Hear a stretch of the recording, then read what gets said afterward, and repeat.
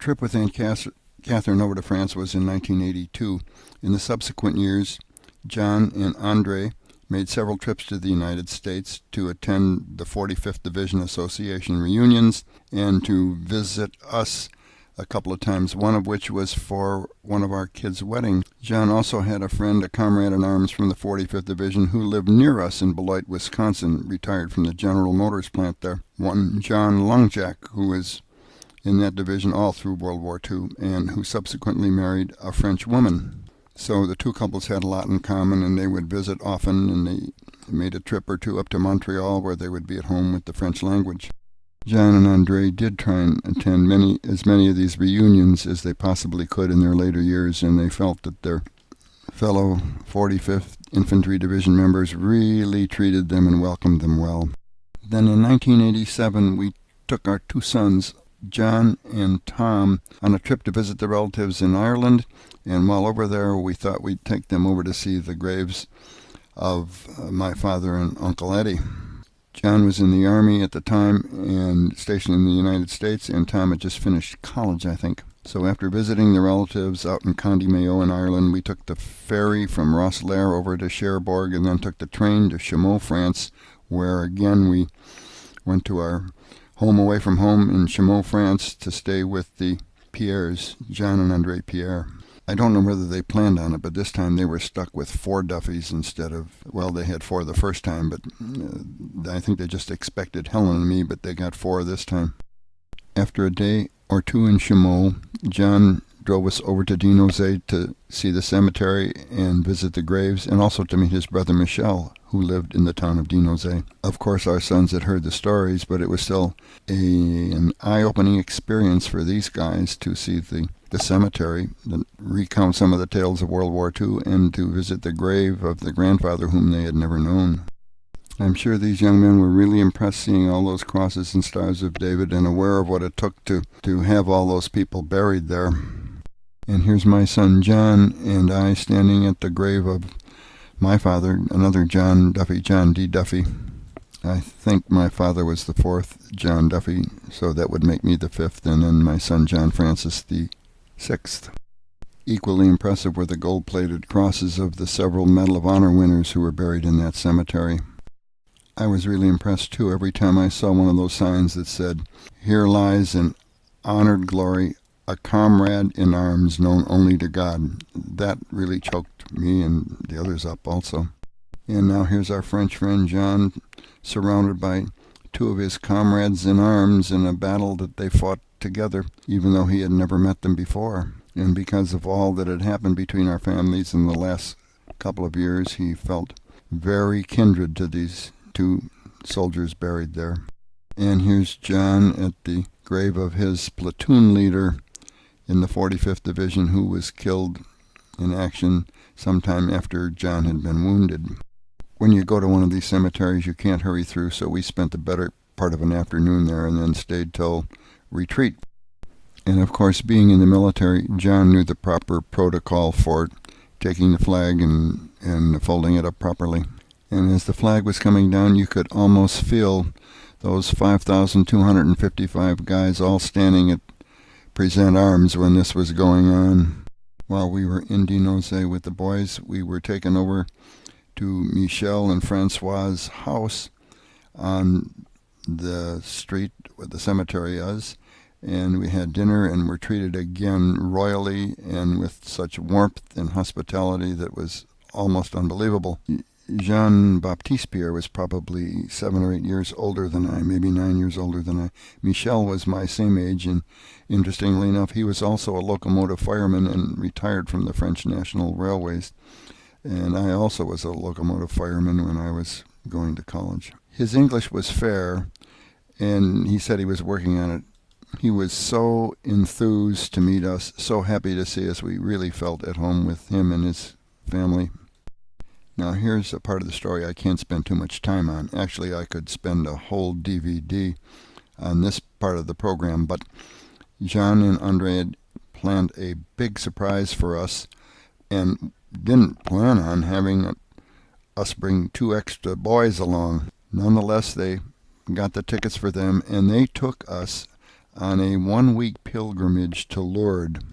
We had an overnight train ride with their bishop and all the sick people from the Chameau diocese, and we went on down to Lourdes, stayed in a French hotel, did the processions, did the whole bit.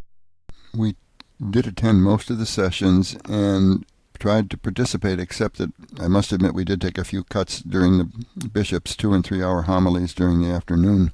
We ate with the whole Chameau community and stayed in the big hotel with them in the town of Lourdes. We also had a chance to take a bus trip into the Pyrenees, and we were able to stand with one foot in France and the other one in Spain.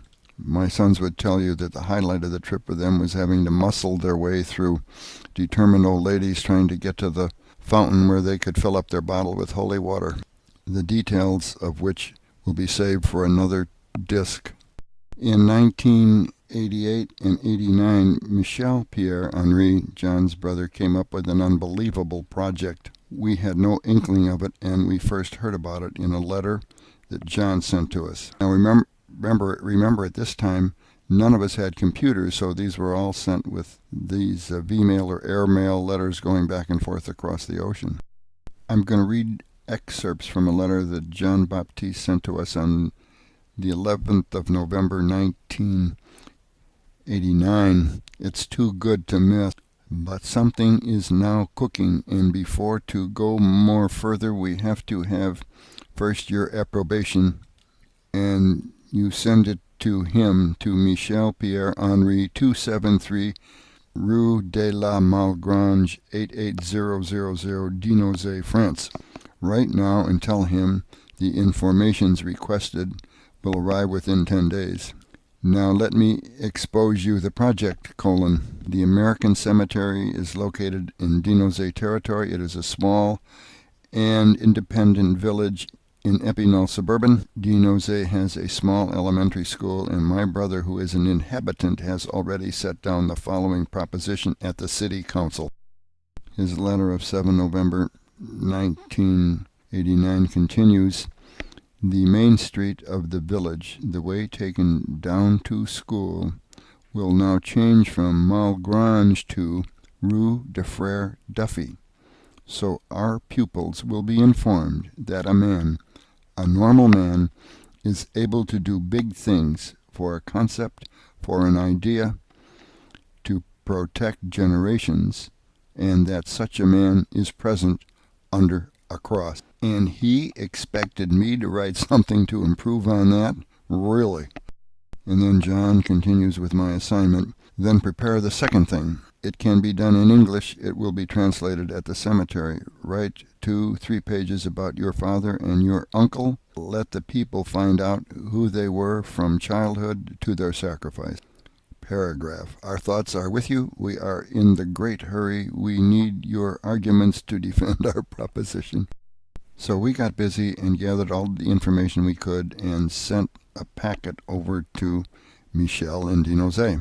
We got everything we could find, from pictures, copies of the telegram, copies of letters that my father sent, copies of the eyewitness account of his death on January 7th.